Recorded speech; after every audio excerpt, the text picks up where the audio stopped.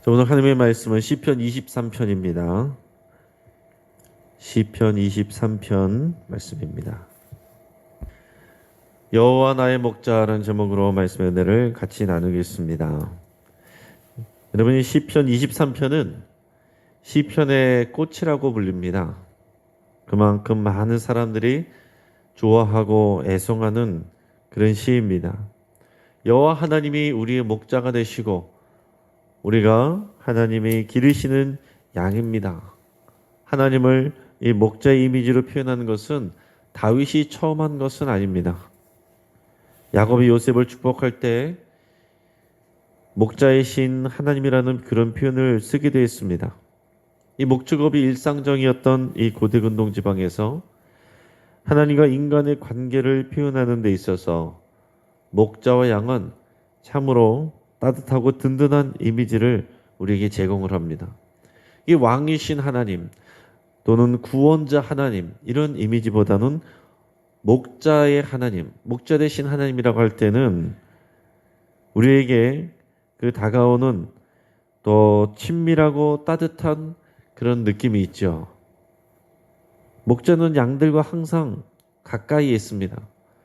항상 지켜보고 돌보고 또 양들의 이름을 다 알고 양들의 상황을 다 알고 어디가 아픈지 늘 돌아보고 넘어지면 일으켜주는 그런 분이 목자이십니다.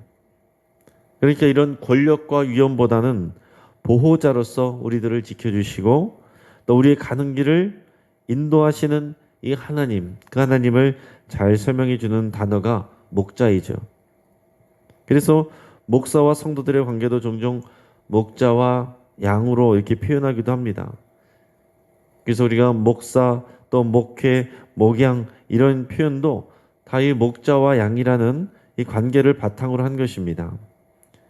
이 고대 근동 지역에 사는 이스라엘 사람들은 하나님과의 인간의 관계를 목자와 양으로 비유했을 때에 그 느낌이 이제 금방 와 닿았을 겁니다. 다윗도 어릴 때 이 목동 생활을 했죠. 사무엘이 왕을 찾으러 다윗의 집에 방문했을 때도 막내인 다윗은 양떼를 치러 나가 있었습니다. 다윗은 자신이 양을 치던 이 경험을 살려서 여호와 하나님을 목자로 자기 자신을 양으로 비유해서 노래하고 있습니다. 여러분, 시편 23편은 우리가 읽으면 읽을수록 묵상하면 묵상할수록 더 깊고 풍성한 은혜가 이 안에서 솟아나옵니다. 여러분, 시편은 우리가 많이 연구하고 분석하고 분해하고 거기에 대한 설교를 많이 듣고 이런 것보다는 한 편의 시로서 한 편의 노래로서 우리가 묵상하고 또 음미하는 것, 여러분, 이것이 참 좋은 것입니다.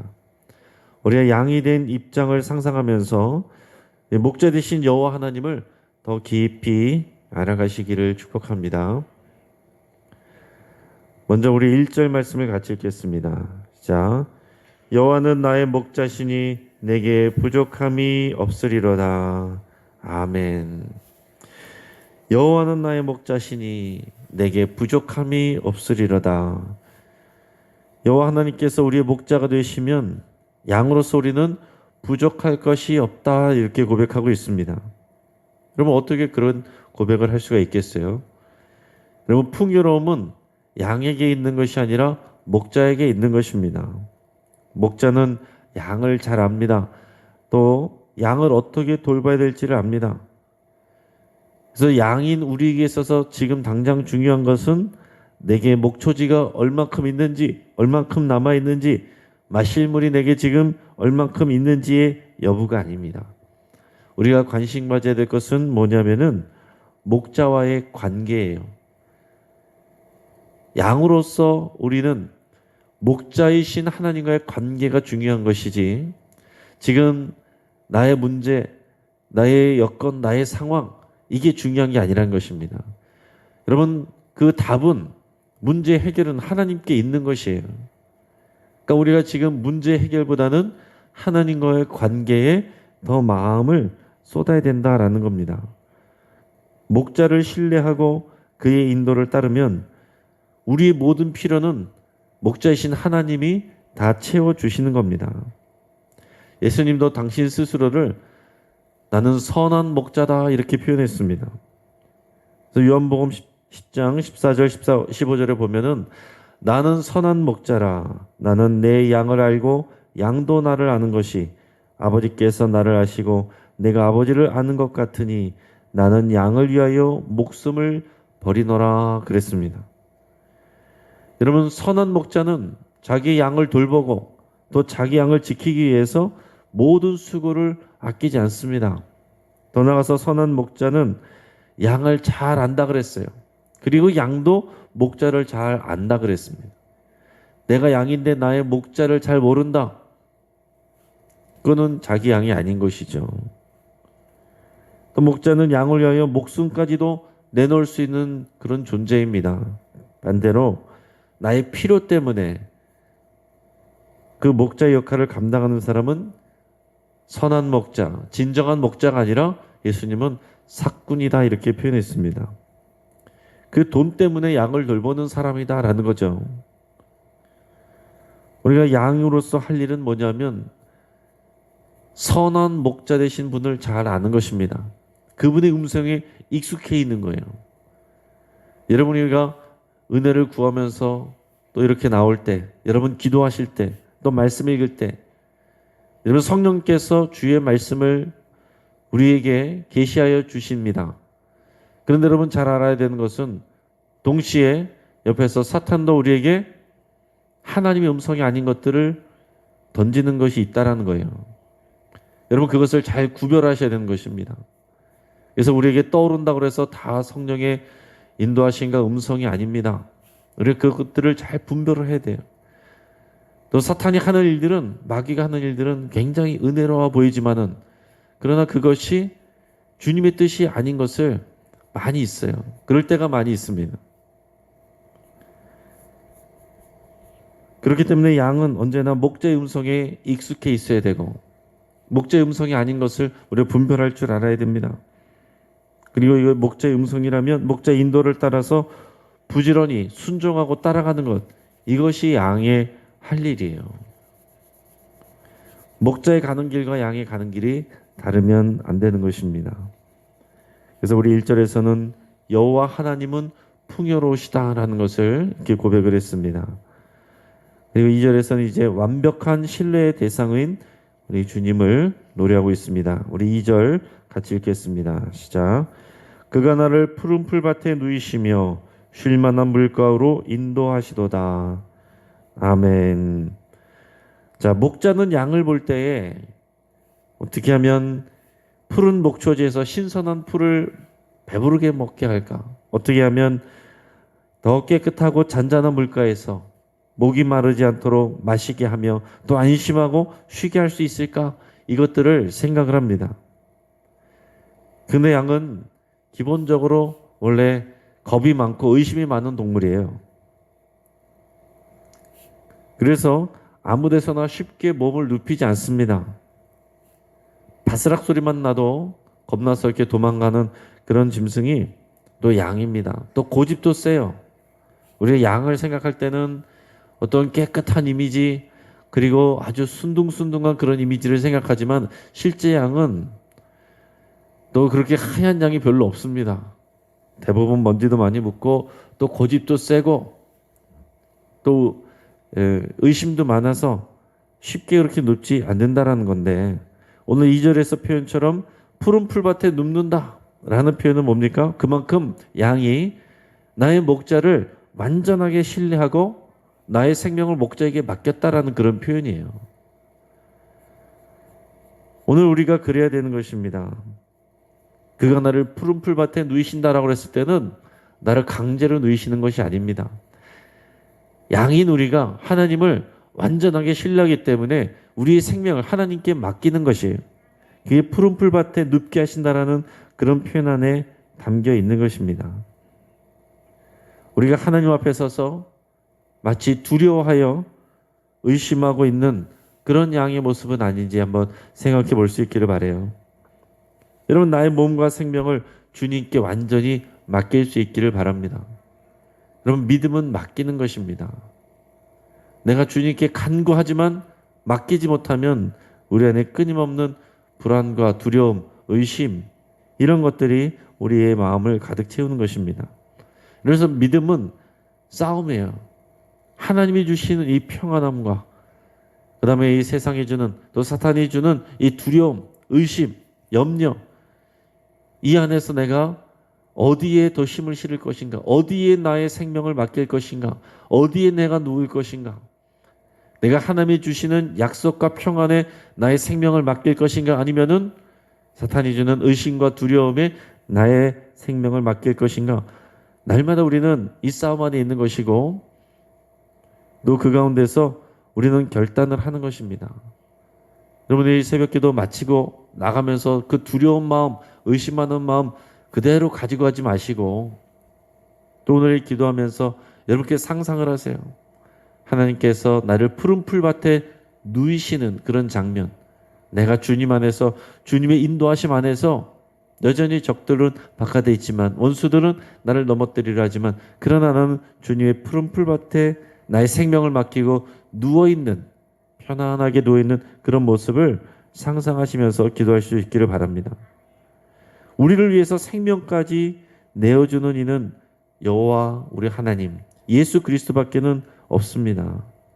그리고 여호와 하나님께서 예수 그리스도의 생명을 실제로 십자가를 통하여 우리에게 내어주셨어요. 우리는 신뢰할 수 있는 목자를 우리는 갖고 있습니다. 예수님은 이미 부활하셔서 그분의 말씀이 사실이고 약속이 사실인 것을 이미 증거하여 주셨어요. 우리에게는 증거가 있습니다. 그러니까 그 증거를 붙들고 십자가를 바라보면서 우리의 몸을, 우리의 생명을 주님의 손에 맡기고 또 평안히 우리는 들어눕는 겁니다. 여러분 2절을 되뇌이면서 내가 푸른 풀밭과 잔잔한 물가 옆에 편안히 누워서 안식을 누리는 상상을 여러분 하셔야 돼요. 그래서 오늘 이 6절 1, 2, 3, 4, 5, 6절 가운데서 한 절 한 절 여러분 사실은 한 절마다 매일 한 절만 한 절씩만도 하루 종일 여러분 이렇게 묵상하시고 떠올리고 생각하고 거기에 여러분 반응하셔도 정말 이게 깊은 묵상이 되는 거예요. 그냥 한 번 읽고 끝나는 그런 내용들이 아닌 겁니다. 우리 하나님은 또한 인도하여 주시는 목자입니다. 우리 3절 말씀을 같이 읽겠습니다. 시작. 내 영혼을 소생시키시고 자기 이름을 위하여 의의 길로 인도하시는도다. 아멘. 내 영혼을 소생시킨다 그랬습니다. 나의 생명을 일으켜 주신다라는 겁니다. 여러분 양들은 털이 자라면 이 땅에 흙이 묻고 또 여러 가지 이물질이 묻고 또 나뭇잎 같은 것이 묻어서 다 뒤엉키게 됩니다. 나중에는 점점 몸이 무거워져요.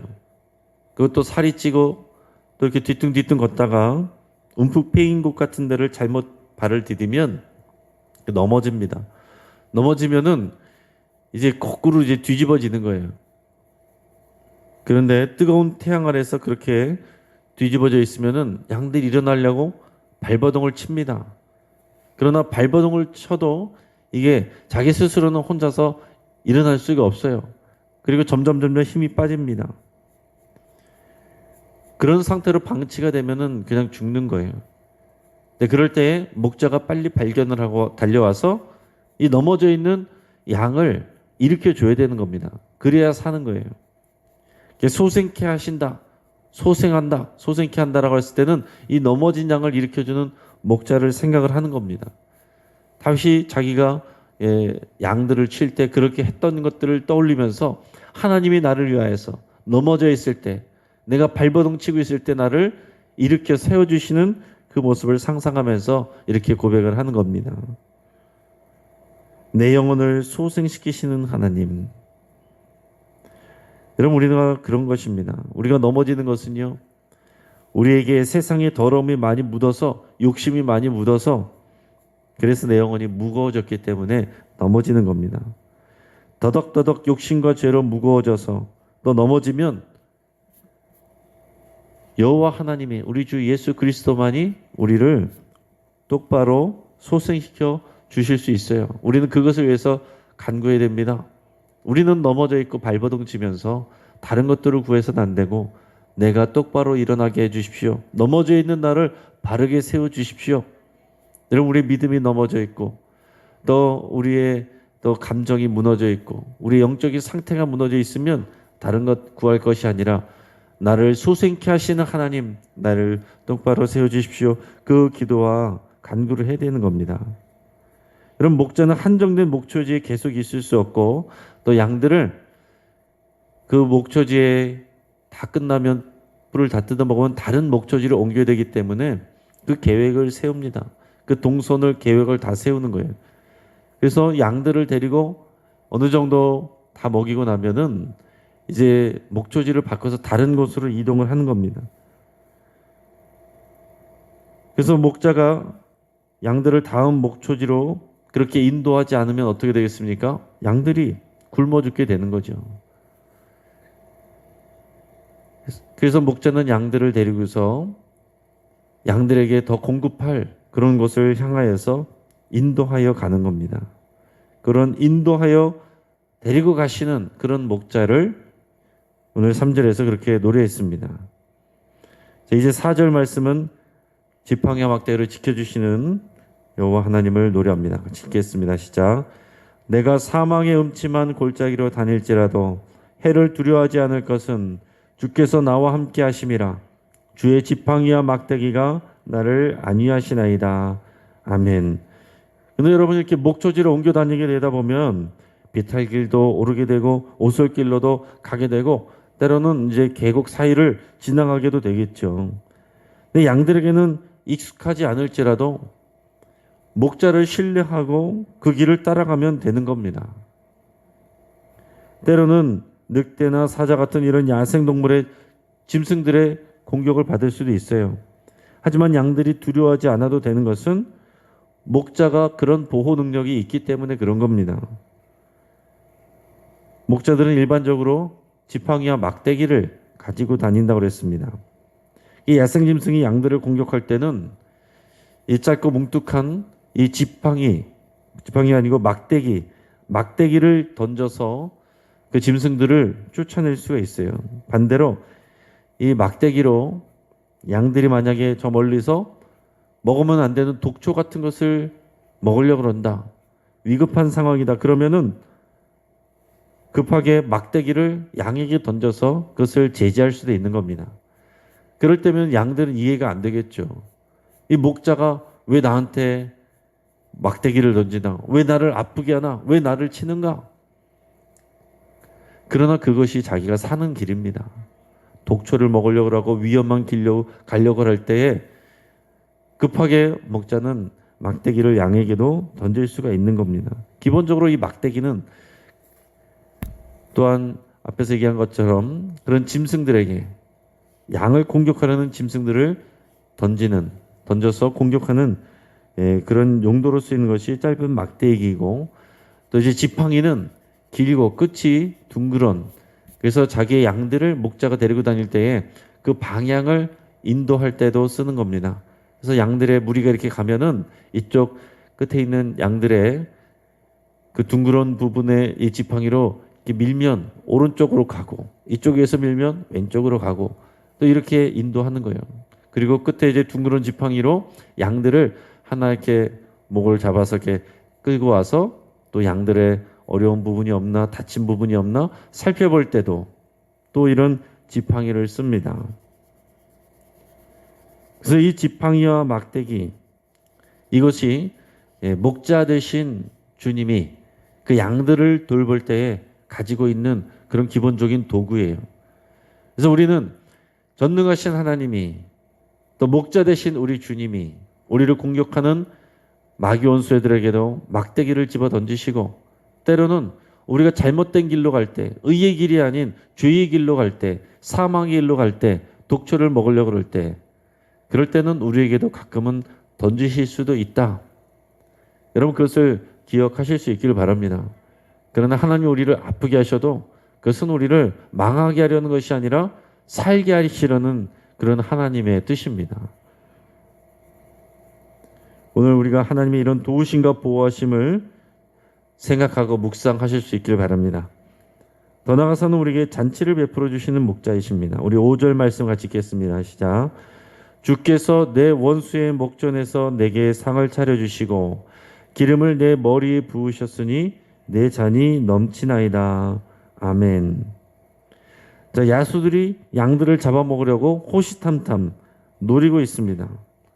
아마도 다윗 주변에 그런 야수 같은 정적들이 많이 있었을 거예요. 그러니까 다윗을 넘어뜨리려고 하는, 음해하는, 공격하는 그런 적들이, 그런 원수들이 항상 주변에 있었습니다. 그럼에도 불구하고 다윗이 우울증에 빠지거나 또 심한 고민을 하지 않아도 됐습니다. 왜냐하면 목자 되신 하나님께서 그 상황을 완벽하게 통제하시고 계시기 때문입니다. 일이나 늑대나 사자 같은 이런 원수가 노리고 있음에도 불구하고 목자는 어떻게 한다고 그랬습니까? 양들을 완전하게 보호하고 그리고 목자가 인도해준 그 상을 받게 되는데 그 상이란 건 뭐냐면은 이 밥상이에요. 쉽게 말하면 밥상. 영어로 보면 테이블이라고 되어 있습니다. 그 테이블이라는 것은 결국 뭐냐면은 그 목초지를 얘기하는 거예요. 양들이 먹는 목초지에 그 푸른 풀, 푸른 꼴 그것을 받는 것이 이 상입니다. 나에게 밥상을 차려주신다라는 그런 표현이에요. 우리에게 상을 주신다. 잘했다고 칭찬해 주는 그런 상을 주신다 그런 의미가 아니고 우리는 밥상을 차려주신다는 그런 표현입니다. 그러니까 지금 양들을 잡아먹으려고 이렇게 노려보고 있는 일이나 늑대가 저 바깥에 있는데 그 앞에서 목자가 지켜주시면서 자 괜찮아 먹어 그러면서 목초지에서 밥상을 차려주신다 이런 표현입니다. 여러분 우리 인생에 원수가 없기를 기대하지만 꼭 그렇게 되는 것은 아니란 것을 여러분 꼭 기억하실 수 있길 바랍니다. 중요한 것은 원수는 늘 있지만 여러분 인간의 원수도 있고 여러분 마귀 원수도 있어요. 없으면 좋을 것 같지만 사실은 그러나 언제나 있습니다. 중요한 것은 그럼에도 불구하고 목자 되신 하나님께서 이 상황들을 통제하고 계시고 우리를 지켜주고 계신다는 거예요. 그 앞에서도 우리에게 상을 베풀어서 그 밥상을 차려주시고 우리가 먹고 힘을 낼 수 있도록 그렇게 해주신다는 거죠. 여러분 뿐만 아니라 기름을 발라주신다 그랬습니다. 목자는 양들에게 기름을 발라서 상처를 치료하기도 하고 때로는 해충을 쫓아주기도 합니다. 그래서 이제 기름을 바르는 행위는 치유하는 일이기도 하고 또 우리에게 다가오는 그런 해충들을 쫓아내주는 그런 역할을 합니다. 그래서 이제 이리와 늑대 같은 큰 원수 같은 것들도 있고 이런 해충 같은 이런 작은 골칫거리 같은 이런 것들도 끊임없이 양들을 공격하는 거예요.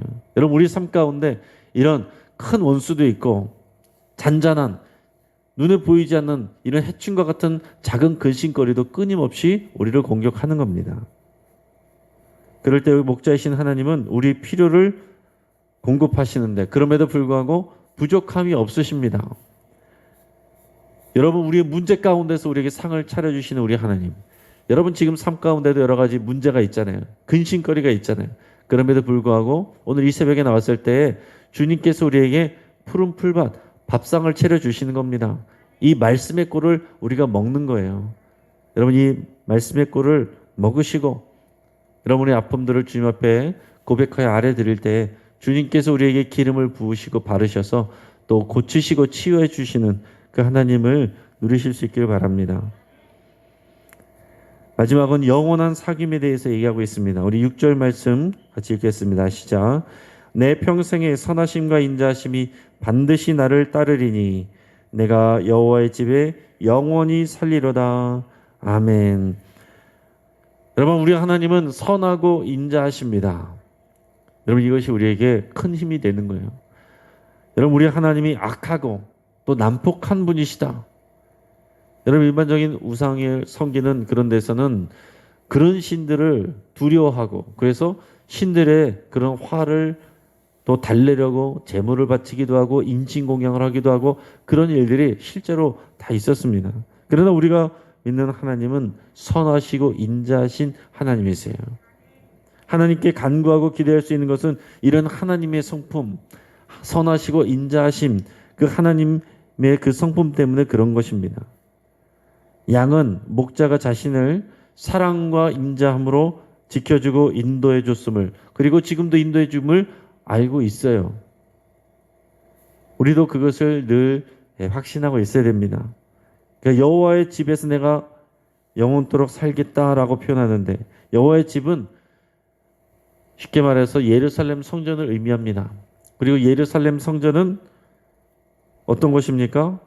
하나님이 임재하시는 곳이고 하나님의 집이에요. 그곳에 내가 영원히 살기를 원한다라는 표현은 무슨 얘기겠어요? 내가 하나님과 함께 있고 싶습니다. 내가 하나님의 집에 거하면서 하나님을 예배하면서 내가 하나님을 사랑하며 그렇게 영원히 살기를 원합니다. 하나님과 교제하고 하나님과 사귀며 그 기쁨 가운데 살기를 원합니다. 여러분, 이것이 우리의 믿음이에요. 여러분, 우리의 신앙은요, 우리가 어떤 복을 받기 위해서 하나님께 재물을 놓고 그리고서 멀리 떨어져 있는 그런 것이 아닙니다. 주의 집에 살면서 주님과 교제하며 주님과 교통하는 그 삶이 우리의 믿음인 것입니다. 여러분, 교회 올 때만 주님과 사귀고 교회 밖으로 나갈 때는 이제 빠이빠이 하고 가는 게 아니다라는 겁니다. 주님과 함께 가는 거예요.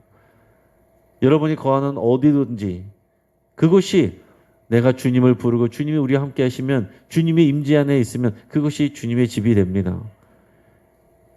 하나님이 계시고 하나님이 다스리시고, 그러면 우리가 그것이 주의 집이 될 수 있어요. 그래서 제가 이사신방 갈 때마다 늘 그렇게 기도해 드리는 것은, 우리가 하나님을 예배할 때 하나님의 영광이 이곳 가운데 임재해 주시고 하나님이 다스려 주셔서 이것이 하나님의 집이 되게 해 주십시오. 그런 기도를 자주 합니다.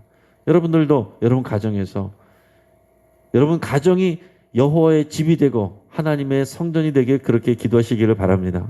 또 우리 교회 공동체를 위해서 기도할 때 하나님이 다스리고 하나님이 통치하시고 하나님과 교제와 사귐이 있는 이곳이 하나님의 집이 되고 우리가 하나님의 또 그런 가족들이 되기를 우리는 끊임없이 기도해야 되겠습니다.